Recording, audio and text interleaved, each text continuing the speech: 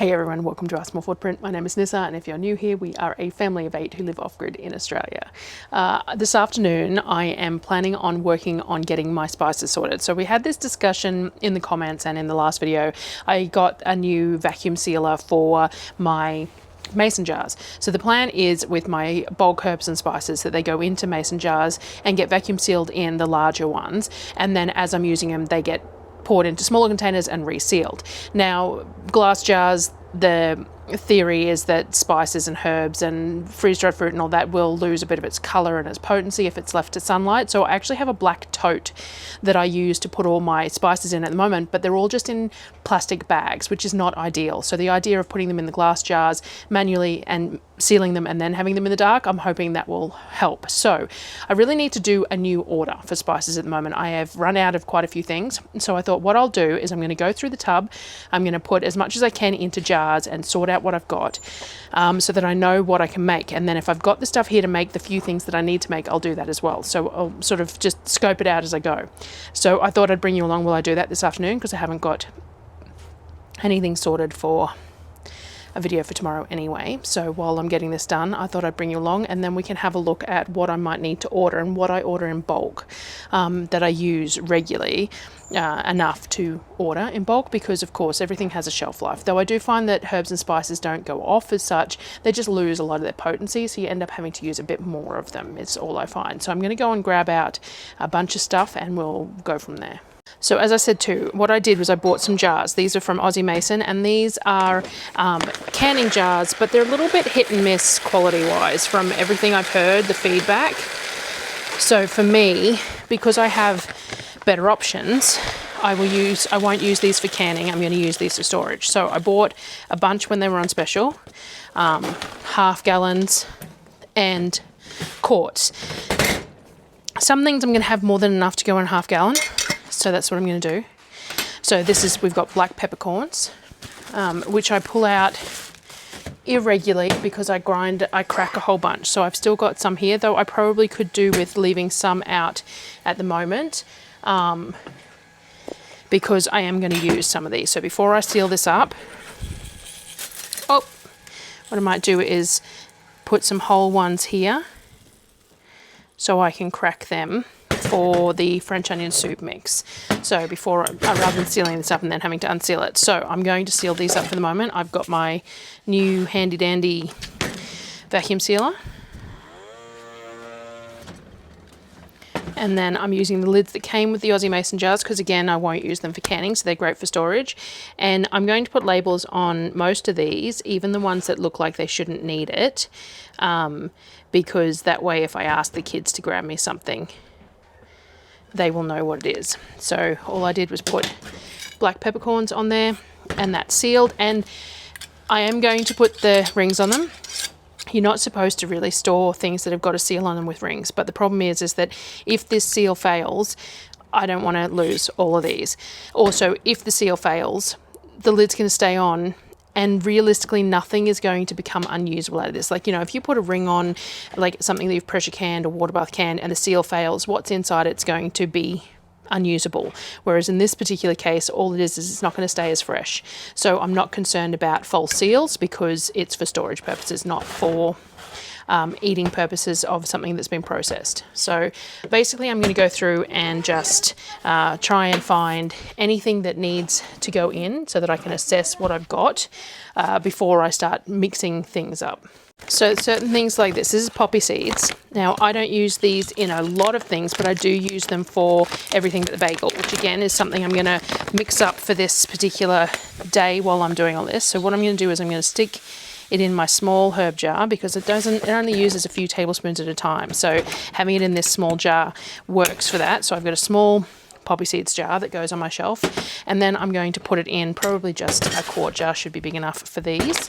And I know that I don't need to reorder these because I just don't use them in large enough quantities that I need another bag anytime soon. This will last me quite a while. So there we go, we've got poppy seeds in one and we'll seal this one up as well. Next thing I found is some black sesame seeds or nigella seeds. Now I'm going to seal this up. Again, it's not something I use a whole lot of, so I don't need to reorder this one, but I am going to be making up some everything bagel seasoning as part of this whole adjusting, like assessing inventory and stuff. Making a mess. Inventory of these spices and stuff. So I need, making a big mess. I should grab my funnel. I need half a cup of those to make the everything bagel. So I'm just going to sit that in the jar that I'll put the everything bagel in before I seal this one, because as I said, I don't want to have to unseal it. So let's just get this one done as well. All right, next I found cinnamon. Now this I'm definitely going to need to reorder because this is all that's left in the bottom. I've just topped up my standard, my usage jar, my little jar, and then I'm going to tip this into this because we're aiming to get everything out of this plastic and sealed up. So we will tip the cinnamon, though I do wonder if I should just put it in a half-gallon jar, because once I do because what we want to do is we want to use up the old stuff before we use the new stuff. So I will put this in here, and then that way I'll know that this is the older stuff, and when I order the new stuff it can go in a different container and I know to use this up first. So I'm going to just seal that one for the moment.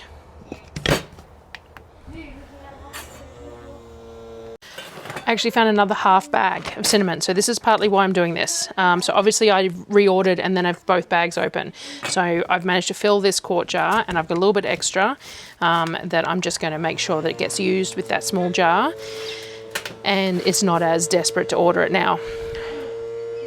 I may still order it if I'm doing bulk order, because it's something that I go through a fair bit, and if I'm already doing an order, then I take advantage of free shipping and stuff where I can. So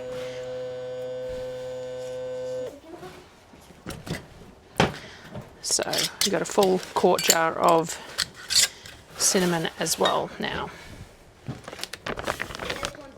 I found some kibbled ginger, is what they call it. So this is dehydrated and small piece ginger. I used to use this all the time for making my ginger beer. I used to use it as part of the flavouring for the ginger tea to make the ginger beer. I haven't made that in quite a while, so this must be what's left of the thing. I also have some frozen in the freezer, so I might have been using frozen ginger in the meantime as well, but we're just going to seal that one up as well and get that stored. I'm trying to get this tub empty so that we can put all the stuff back in it. So I've got a jar of sage here. I've got it underneath the ring where it's supposed to be. Sage is a very lightweight herb. There's lots of air in it, so that may be an issue, but I cannot get this one to seal. I've tried a couple of different lids, and it sucks and it sucks and it sucks, but then it just releases. So I don't know whether that's user error or if someone can help me out with that. I'm going to try a different lid just to make sure. And I did try, someone suggested if you put 2 lids in there sometimes it works. I did try the 2 lids and that didn't work. So let's try a fresh lid, and we'll put a lid on top and we'll see if that works.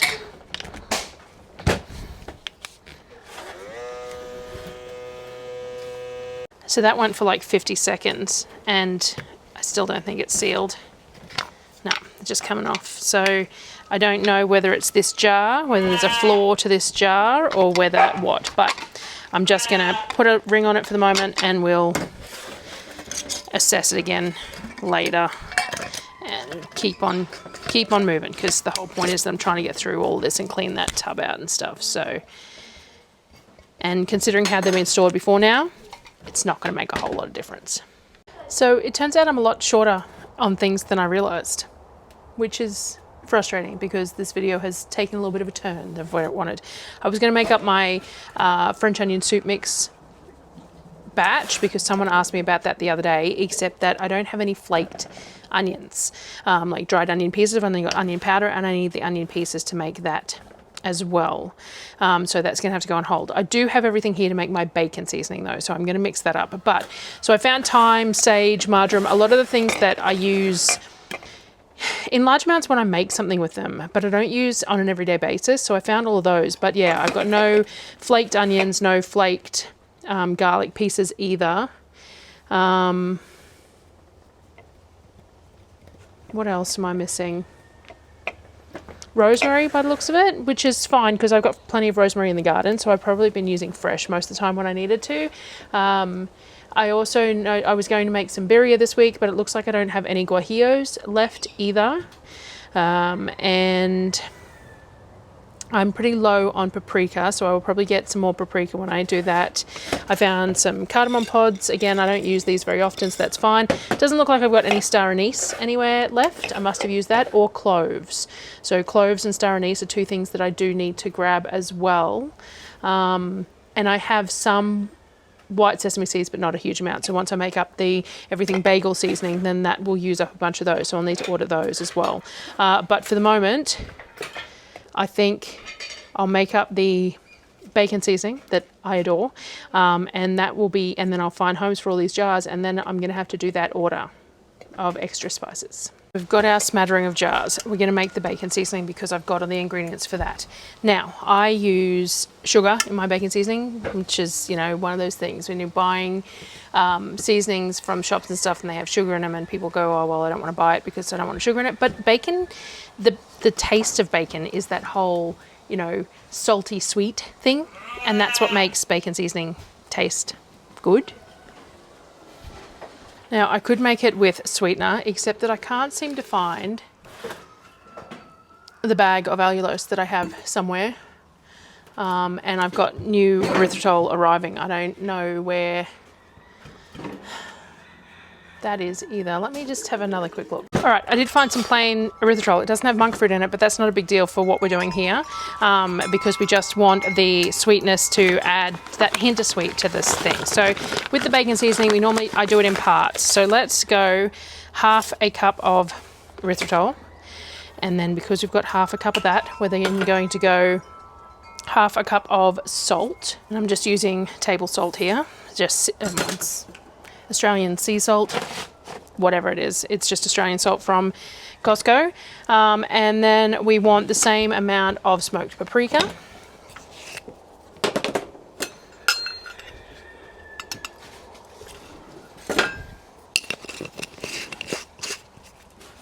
So equal parts those three. Then we're going to do about half that in garlic, a quarter to half of that in garlic. And the same in pepper.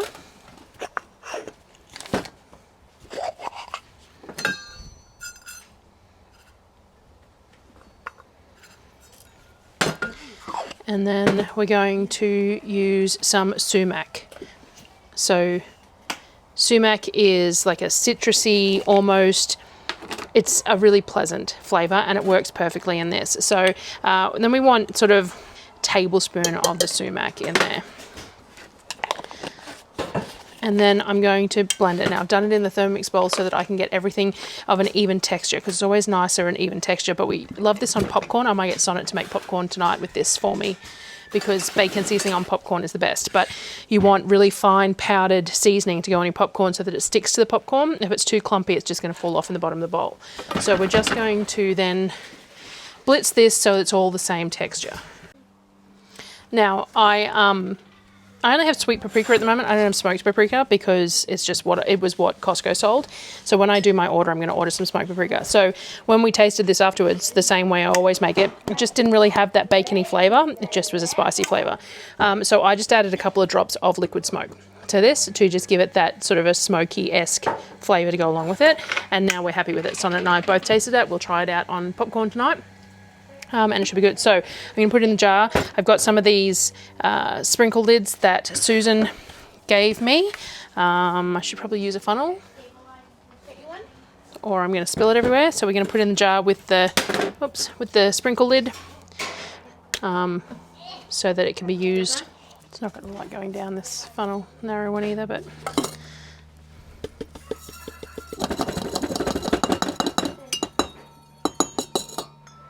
Lynn sent us some wind chimes. Sonnet keeps setting them off so that you can hear them and see them in the video. Alright, there we go. So that's that. And we've got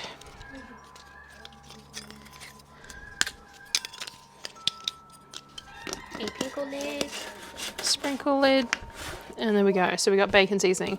I will mark this jar. Bacon seasoning. And then we will know, and we will use it for all sorts of things. So I like it on like baked potatoes and stuff as well, or even mashed potatoes. Not that I'm eating potato at the moment, but it's nice on that. I like to sprinkle it on my pizzas, all sorts of things, but it's really good on popcorn. So that was bacon seasoning. So all of these are done. This video didn't go where it was supposed to go, but bacon seasoning, spices, and now I'm going to go and figure out what I want to order for more spices. So I'm going to take all this footage inside and I'm going to see if it's worth sharing. And if it is, then I will. And if not, I will skip a video tomorrow and I will see you guys on Sunday.